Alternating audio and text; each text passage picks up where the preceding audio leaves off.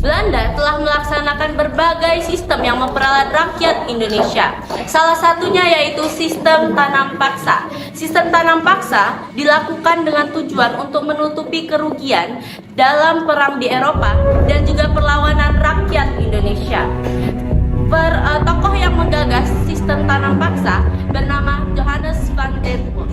Di ruangan milik Johannes, ia tengah memerintahkan para bawahannya untuk menerapkan sistem tanam paksa kepada rakyat Indonesia.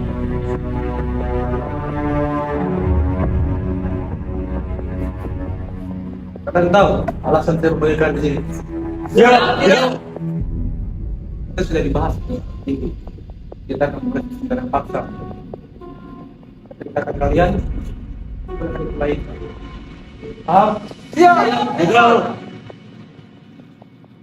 Setelah Johannes memerintahkan para bawahannya, maka sistem tanam paksa ini pun dimulai pada tahun 1847. Rakyat Indonesia dipaksa untuk memberikan lahannya, salah satunya lahan kopi.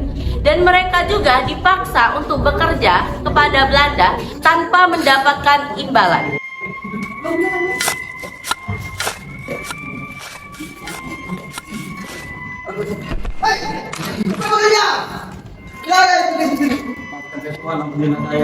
Yang minta pada kamu, bekerja. Jangan yang benar. Tolong Nyonya, berikan saya waktu untuk beristirahat. Saya benar-benar kelelahan, Nyonya. Tidak, tetap bekerja. Atau kau akan disiksa lebih daripada ini.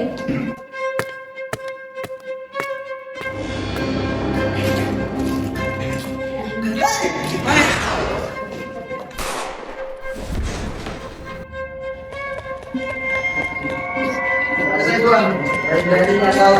Kamu saya Tuhan, Bekerja yang betul. Kau gila ya, menyuruh kami bekerja di terik matahari yang panas ini. Dengan rasa lapar dan haus. Dasar kejam. Rakyat Indonesia mendapatkan perlakuan yang sangat tidak manusiawi dari Belanda. Edward Weisdecker, salah satu petugas, hanya dapat menatap iba kepada rakyat Indonesia.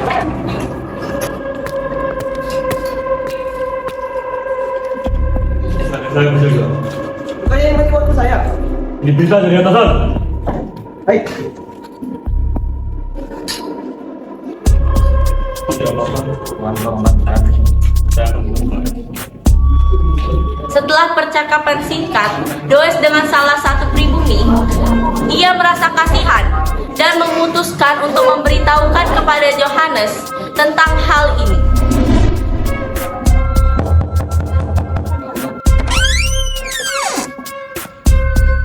Maaf mengganggu Jenderal. Maaf sebelumnya Jenderal. Apakah ini tidak terlalu berlebihan? Apa yang kau maksud? Tanam paksa ini? Benar Jenderal. Ini sangat keterlaluan menurut saya. Mereka tidak berikan upah, tidak berikan makan dan minum. Bahkan mereka tidak berikan waktu untuk istirahat.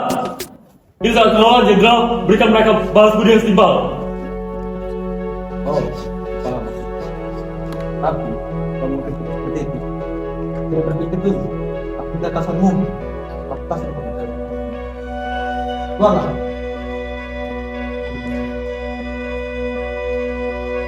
Does merasa jengkel atas jawaban yang diberikan oleh Johannes. Ia pun kembali dan setelah bertugas, ia kembali ke markas tempat ia beristirahat. Apa yang harus aku lakukan untuk membantu mereka?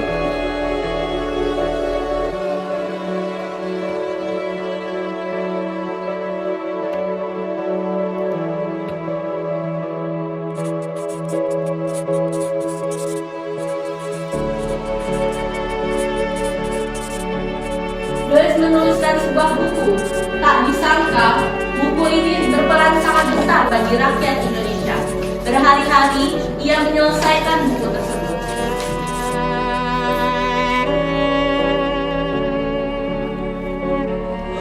Buku ini akan kuberi nama Max Havelaar.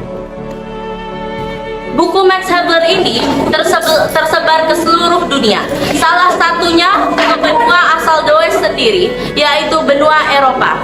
Di ruangan para petinggi Belanda sedang membahas tentang buku bernama Max Havelaar ini. Buku apa yang harus aku baca? Buku ini lah. Aku sudah membaca buku itu. Oh, sudah ya. Saya tidak menyangka mereka telah melakukan hal yang tidak pantas untuk rakyat jajahannya. Itu keterlaluan, bukan? Ya, itu benar-benar tidak manusiawi. Karena itu, surat ini.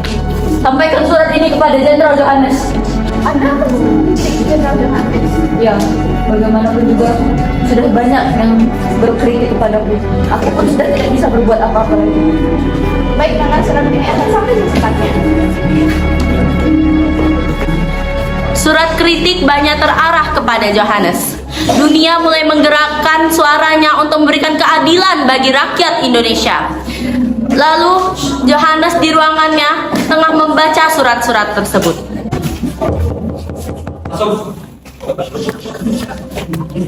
Jenderal, saya yang memberikan surat dari... Alah, sudahlah. Saya sudah muak membaca surat-surat itu. Tapi Jenderal, Sudah. ini surat dari petinggi Belanda langsung. Oh, mereka padaku. Bajingan. Angin sampai sekarang.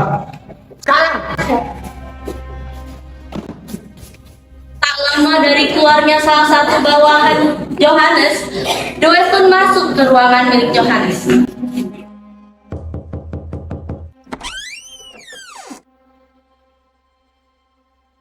Ada keperluan apa memanggil saya, Jenderal? Aku tahu kau yang menulis buku ini. Apa yang kamu mau? Seperti yang saya ingin sebelumnya. Beri mereka balas budi. Baiklah. Jika ingin menggunakan namaku, izinlah terlebih dahulu, Robert Dekker. Johannes pun memutuskan untuk mendiskusikan hal ini kepada para petinggi Belanda yang ada di Indonesia. Mereka memutuskan untuk membentuk balas budi atau yang disebut juga dengan politik balas budi. Pada tanggal 17 September 1901, Ratu Wilhelmina menegaskan hal ini di pidato pembukaan parlemen Belanda. Dia mengatakan bahwa Belanda berhutang budi kepada rakyat Hindia Belanda, salah satunya dengan edukasi. Maka dibentuklah Stovia atau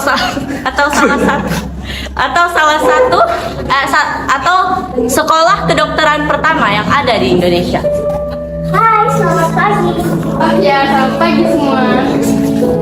Karena kita sudah menjadi teman kelas, bagaimana kalau kita berkenalan? Tentu saja itu harus. Hei, jangan diam saja di sana. Ayo kenal. Ah iya. Siapa namamu? Nama saya Mujani. Semoga kita bisa menjadi teman sekelas ya. Terima kasih Tuhan. Namaku Hana Bro. Saya Larry Tommy. Senang bertemu kalian.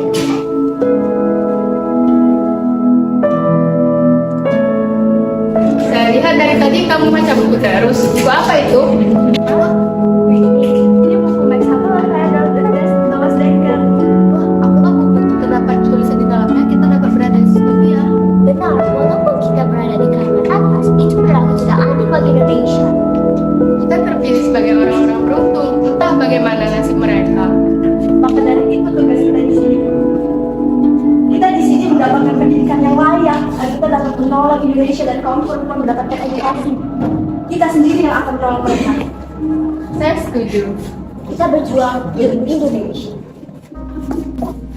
Dengan dibentuknya Stovia, melahirkan lulusan-lulusan yang berpengaruh bagi rakyat Indonesia. Dengan lulusan-lulusan ini, rakyat Indonesia mulai tergerak untuk memerdekakan negara Indonesia. Penderitaan rakyat Indonesia juga mulai berkurang setelah adanya pemuda-pemudi yang sadar akan pentingnya lepas dari jajahan. Dan kita sebagai anak muda penerus bangsa harus menjaga pengorbanan rakyat Indonesia. Sekian dari kami, terima kasih atas perhatiannya. Mohon maaf jika ada kesalahan. Kelompok 2 tanam paksa. Merdeka!